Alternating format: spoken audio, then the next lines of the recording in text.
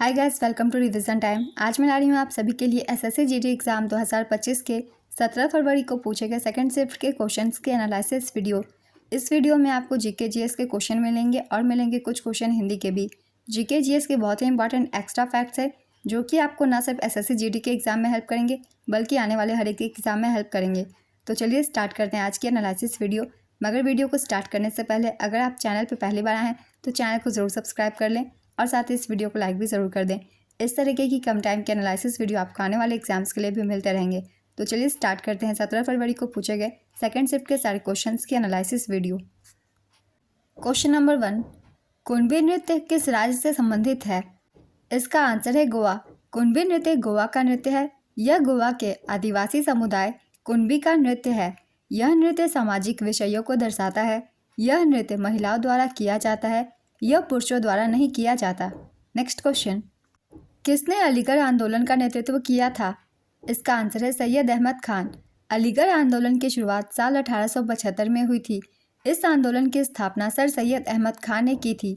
यह आंदोलन उत्तर प्रदेश के अलीगढ़ जिले में शुरू हुआ था। अलीगढ़ आंदोलन का मकसद भारतीय मुसलमानों को आधुनिक शिक्षा देना था। सर सैयद अहमद खान ने साल 1875 में अलीगढ़ में मोहम्मडन एंग्लो ओरिएंटल स्कूल की स्थापना की थी। साल 1920 तक यह केंद्र अलीगढ़ मुस्लिम विश्वविद्यालय के रूप में स्थापित हो गया था। नेक्स्ट क्वेश्चन, पड़ोसी का पर्यायवाची शब्द क्या होगा? इसका आंसर है प्रतिवासी, प्रतिवेशी, हमसाया, पास का निवासी। ये सभी है। इनमें से जो भी एक ऑप्शन में हो आप उसे टिक कर सकते हैं। नेक्स्ट क्वेश्चन, प्रोफेसर प्रशांत चंद्र महालनोबिस कौन थे? इसका आंसर है भारतीय वैज्ञानिक और सांख्यिकीविद। प्रोफेसर प्रशांत चंद्र महालनोबिस एक भारतीय वैज्ञानिक और सांख्यिकीविद थे। उन्हें भारत में सांख्यिकी का जनक माना जाता है। उन्होंने महालनोबिस दूरी नामक सांख्यिकी माप का सुझाव दिया था। उन्होंने भारतीय सांख्यिकी संस्थान की भी स्थापना की थी। वे स्वतंत्र भारत के पहले योजना आयोग के सदस्य थे।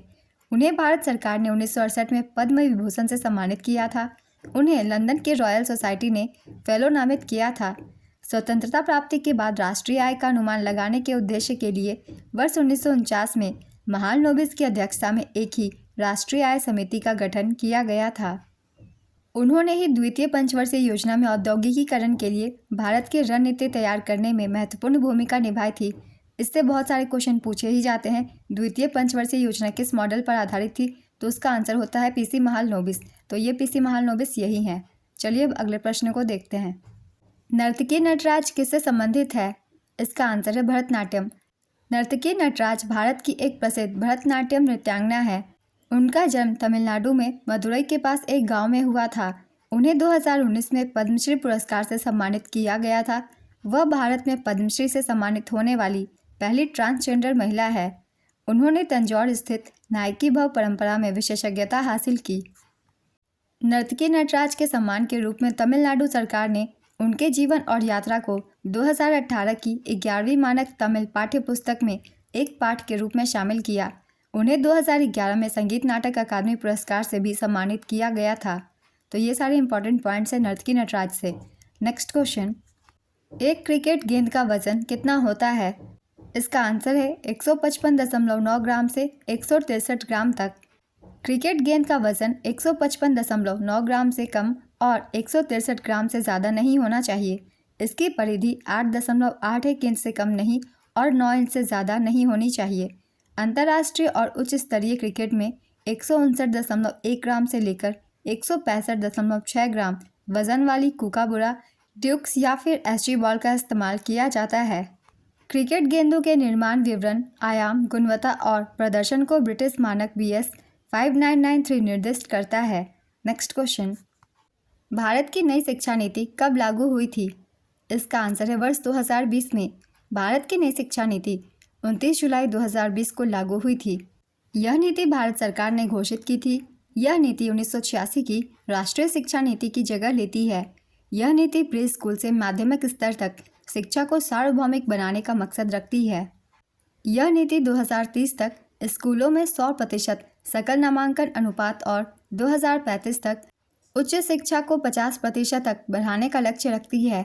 यह नीति 5+3+3+4 पाठ्यचर्या संरचना को लाकर वर्तमान 10+2 प्रणाली को बदलती है। इस नीति को लागू करने का काम चरणबद्ध तरीके से किया जा रहा है। साल 2025 तक सभी स्कूलों और कॉलेजों में पूरी तरह से नई शिक्षा नीति लागू हो जाएगी। नेक्स्ट क्वेश्चन, कर्णम मल्लेश्वरी को राजीव गांधी खेल रत्न पुरस्कार से कब सम्मानित किया गया था? इसका आंसर है 1999 में।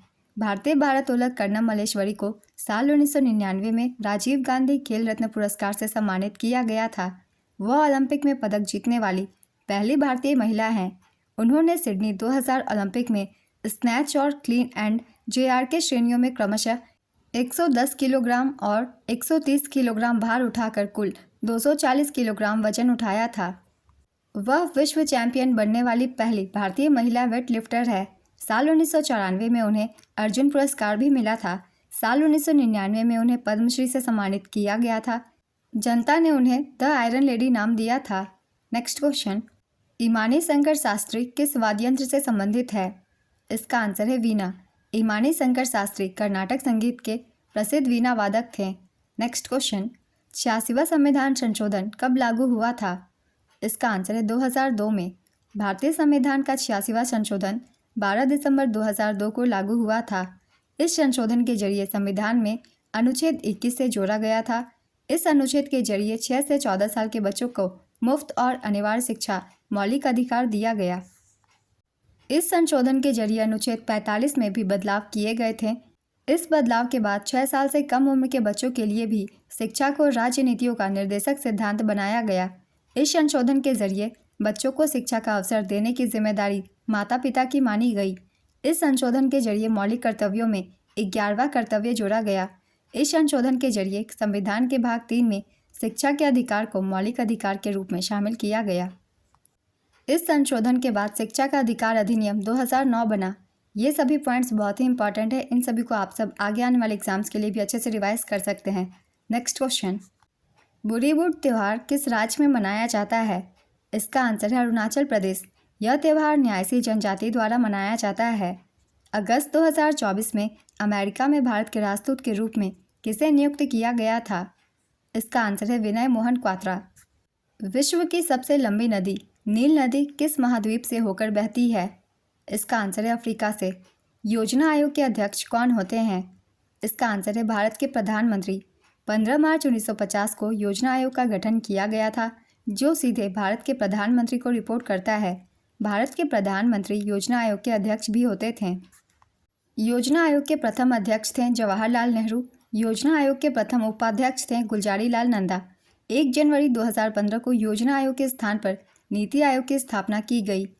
नीति आयोग की पहली बैठक 8 फरवरी 2015 को प्रधानमंत्री नरेंद्र मोदी की अध्यक्षता में हुई थी और नीति आयोग के अध्यक्ष भी प्रधानमंत्री ही होते हैं। नेक्स्ट क्वेश्चन, तेल के उस तापमान को क्या कहते हैं जिस पर वह जलने लगता है? इसका आंसर है स्मोक पॉइंट। वह न्यूनतम तापमान जिस पर कोई पदार्थ प्रज्वलित होता है उसे ज्वलन तापमान कहा जाता है। ज्वलन तापमान ईंधन का एक महत्वपूर्ण गुण है। नेक्स्ट क्वेश्चन, भारत के किस पड़ोसी देश का राष्ट्रीय धर्म इस्लाम है? इसका आंसर है पाकिस्तान। बांग्लादेश का इस्लाम धर्म राजकीय धर्म है। इसे भी याद रखिएगा क्योंकि बांग्लादेश भी भारत का पड़ोसी देश है। जर्मन रसायनज्ञ फ्रेडरिक होलर ने वर्ष 1828 में अमोनियम साइनेट पर प्रयोग कर क्या बनाया था? इसका आंसर है यूरिया। कौन सेवा उद्योग में आता है? इसका आंसर है बैंकिंग, दूरसंचार, चिकित्सा, शिक्षा और रियल एस्टेट। सेवा उद्योग हमेशा तृतीय क्षेत्र में आता है, तो इसके अंतर्गत ये सारे उदाहरण हैं।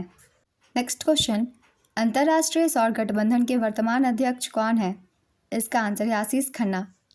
अंतर्राष्ट्रीय सौर गठबंधन का मुख्यालय भारत के हरियाणा के गुरुग्राम में है। अंतर्राष्ट्रीय सौर गठबंधन की स्थापना 30 नवंबर 2015 को हुई थी और वर्तमान में इसके 120 से ज़्यादा सदस्य देश हैं। सदस्य देशों की संख्या हमेशा बढ़ती रहती है क्योंकि कुछ और भी देश इससे जुड़ते जा रहे हैं। अंतर्राष्ट्रीय सौर गठबंधन से ये सारे पॉइंट्स बहुत ही इंपॉर्टेंट है क्योंकि इसकी स्थापना का श्रेय भारत को ही जाता है। नेक्स्ट क्वेश्चन, मर्त्य शब्द का विलोम शब्द क्या होगा? इसका आंसर है अमर। तो आज के सेकंड शिफ्ट के सारे क्वेश्चंस कंप्लीट होते हैं। बहुत ही इंपॉर्टेंट क्वेश्चंस थे जीके जीएस के और कुछ क्वेश्चन हिंदी के। तो अगर आप सभी को ये वीडियो हेल्पफुल लग रही हो तो इसे लाइक ज़रूर कर दीजिएगा और इस तरीके के एनालिसिस वीडियो के लिए चैनल भी ज़रूर सब्सक्राइब कर लीजिए। इस तरीके के एनालिसिस वीडियो आपको आने वाले हर एग्जाम्स के लिए भी मिलते रहेंगे, वो भी आपके बहुत कम समय में। तो फिर मिलते हैं अगली वीडियो के साथ। आप सभी को आने वाले एग्जाम्स के लिए ऑल द बेस्ट।